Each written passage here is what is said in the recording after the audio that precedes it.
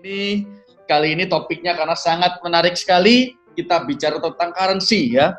Ini sesuatu yang bukan dokter kontrak kuasai dan biasanya orang hukum tidak menguasai juga karena mereka juga pikir ngapain ya kita bicarain dolar, ngapain saya harus ikutin falas asing, ngapain apa dampaknya lah kalau sampai rupiah melemah toh saya juga dibayar, saya nggak kulak, saya nggak ambil barang, saya dibayar berdasarkan jasa, yang saya bayar hanyalah makan, tempat tidur, baju ya, atap.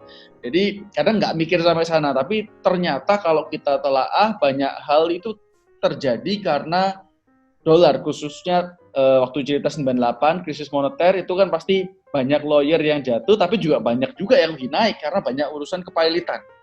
Nah kalau kita mengikuti dolar, mungkin kita bisa namanya informasi nggak berguna ya berarti ya. Pasti dapat manfaat, pasti dapat sesuatu.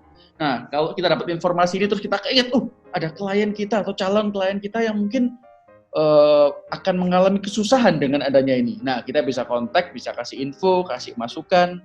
Nah, itu akan jadi nilai plus di mata klien. Nah, infonya dari mana? Nah, ini akan dipaparkan oleh Pak Albert ya. Oke, saya perkenalkan dulu ini Pak Albert. Dia memang masih mahasiswa, tapi sudah banyak ya, Bert ya. Kamu pengamat, makanya dia nggak mau dibilang expert, tapi pengamat. Nah, kalau mengamat kan nggak ada yang salah, semua boleh dong mengamati, dan semua boleh mengeluarkan opininya. Mau percaya atau enggak, dipandang sebagai fakta atau fiksi, itu terserah kalian. Oke, silakan Bert, saya serahkan kepada kamu acara ini. Baik, saya share screen ya. Ya, oke. Boleh diizinin dulu sama host untuk share screen? Kasih aku host aja nggak? Make host ya? Iya. Ya, oke. Oke, sip. Share screen. Oke. Akhirnya webinarnya. Wah, ini juga pakai ini ya, keynote sama kayak saya. Iya. Jadi selamat malam teman-teman, terima kasih udah datang. Ini jadi formatnya nanti mau tanyanya akhir-akhir atau tanya terserah aja? Tanyanya di akhir aja. Jadi nanti ditulis di kolom chat ya, supaya nggak ganggu flow-nya. Soalnya saya pengalaman di PKPA itu sering dipotongin, jadi nggak selesai materinya. Oke, I see. Ya, oke, langsung aja, Pak. Jadi, will rupiah survive the economy? Nah, itu mungkin pertanyaan yang mungkin ada sebagian dari kalian juga sempat tanyakan, terlepas dari apakah kalian memang ada investasi di sana atau enggak. Tapi saya yakin itu sempat keluar di koran dan lain-lain, dan saya yakin itu merupakan topik yang cukup bikin penasaran. Makanya saya memang menyarankan, Ko Michael juga sempat bikin topik ini. So langsung aja. Nah, ini kalau kita lihat di sini, wait. Kelihatan nggak? Yang kanan kelihatan nggak? Atau ketutupan zoom? Kelihatan full ya? Kelihatan Pak. Oke. Kita gini. Nah, oke. So, jadi ini kalau misalnya kita lihat itu di kanan yang di lingkaran ini kemarin itu rupiah ke USD sempat menyentuh 17.000. Dan ini kalau nggak salah sih memang paling tertinggi ya di sejarah Indonesia ya. USD nggak pernah semahal ini sebelumnya. Lalu kita bertanya-tanya kayak basicnya, kenapa kok bisa USD mahal?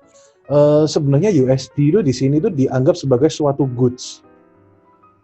Goods itu bisa mahal itu alasannya cuma dua. Antara supply-nya turun atau demand-nya naik. Udah sesimpel itu.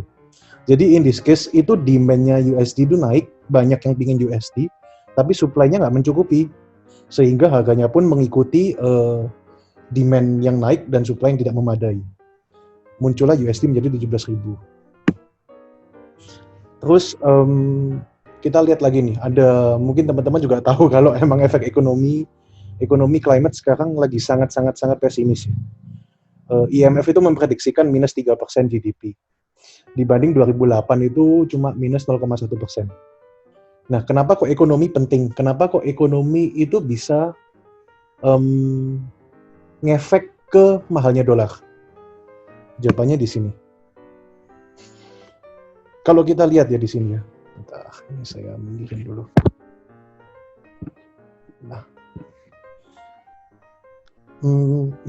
kalau kita lihat di sini teman-teman, jadi ini ada physical currency, itu jadi yang memang uang yang beredar, uang kertas, uang logam, ada accessible money, jadi yang bisa langsung kita tarik. Broad money itu yang harus nunggu, jadi misalnya kayak deposit, jadi perlu transaksi dulu supaya itu bisa dikapitalisasikan. Terus ada global GDP, global debt, dan lain-lain, dan kalau kita lihat itu GDP to debt, GDP sama utang, itu 1:3.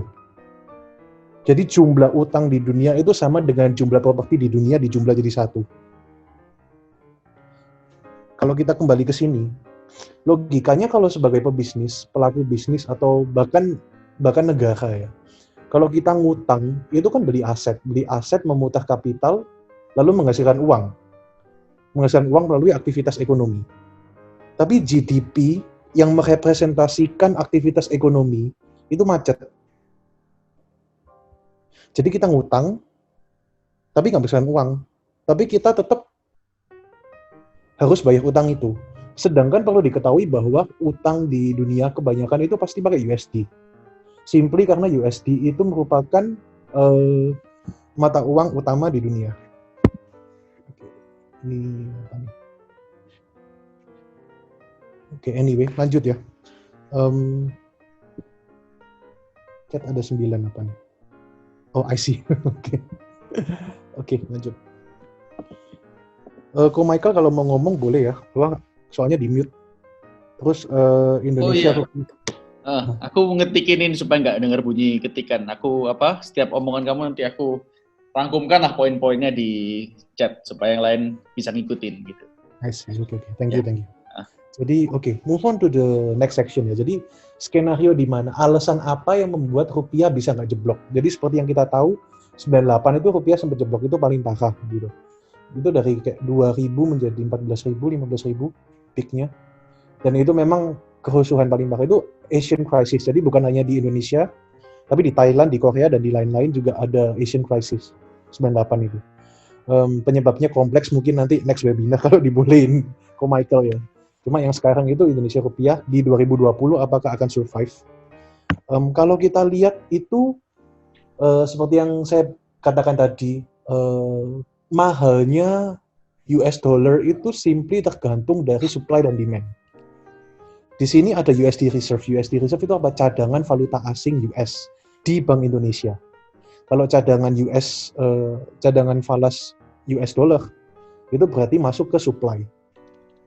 Jadi di sini kita bisa lihat sebenarnya supply US itu lagi tinggi-tingginya dalam sejarah. Dibanding 2012, sebelumnya 2012 dan lain-lain, ini kita paling tinggi-tingginya. Itu khusus untuk di Indonesia ya berarti ya? Betul, ini Bank Indonesia. Indonesia aja udah paling tinggi. Ya, jadi Bank Indonesia dalam sejarah Indonesia ini paling tinggi malahan. Yes. Oke. Lanjut. Jadi kapasitas dia untuk menahan volatilitas itu sangat tinggi. Kasarannya seperti itu. Jadi ya ada sentimen optimisnya ada.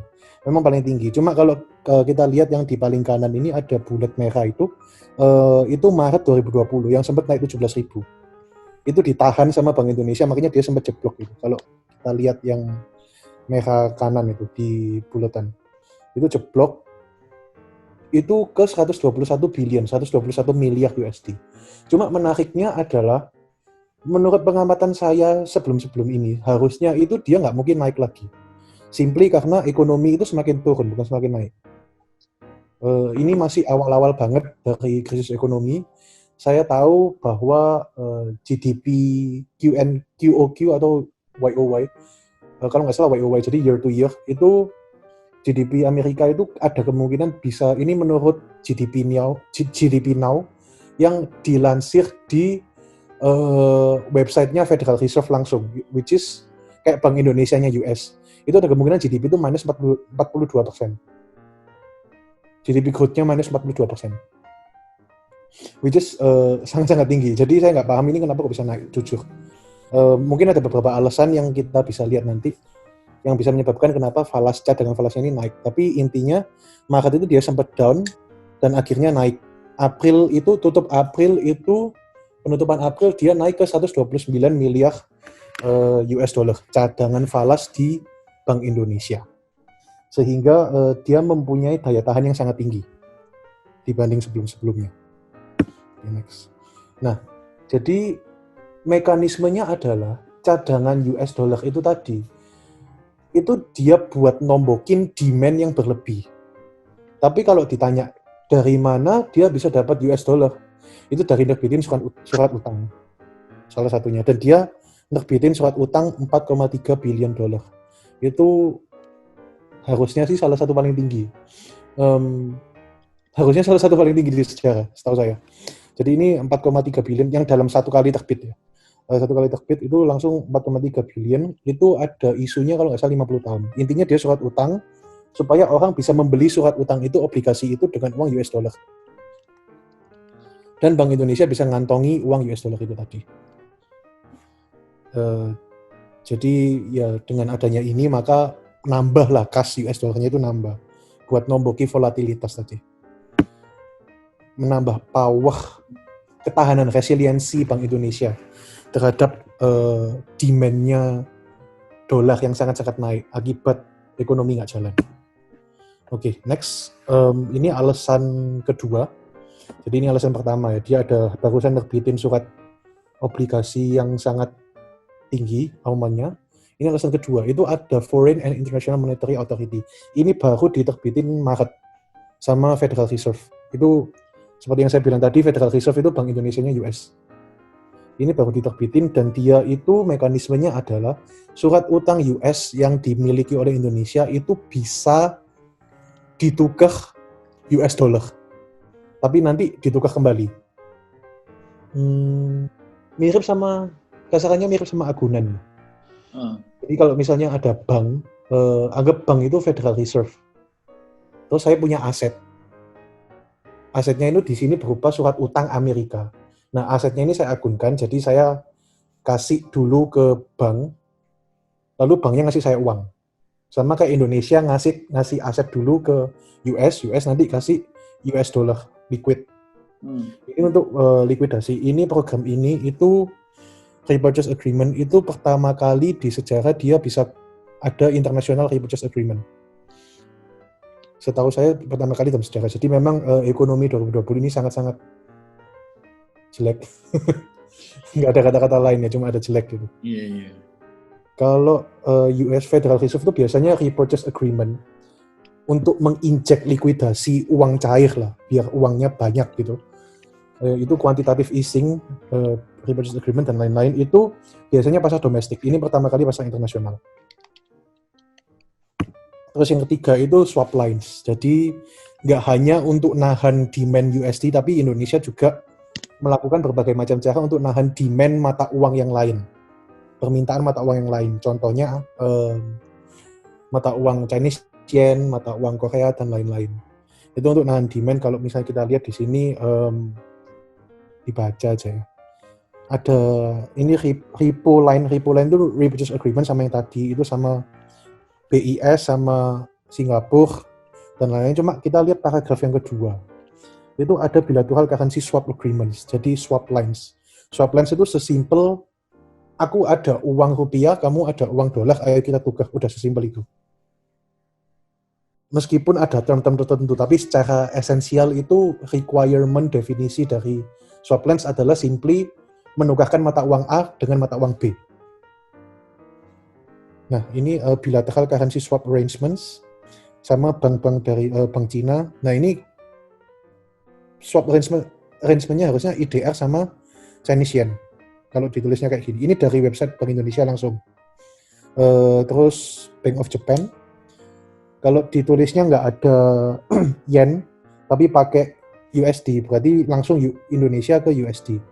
Ini kalau kita amati, kenapa kok Bank of Japan, kalau asumsi saya benar bahwa dia rela swap lines USD ke rupiah, itu simply karena memang Jepang itu memiliki salah satu investor terbesar di Indonesia. Kebanyakan aset asing di Indonesia itu harusnya nomor satu yang memiliki Jepang. Atau top 3 lah at least. Bank of Japan, ada Korea, ada Singapura juga. Singapura ini menarik. Jadi sebenarnya Singapura itu memiliki stake sangat tinggi di Indonesia. Simply karena biasanya kalau saya orang kaya Indonesia,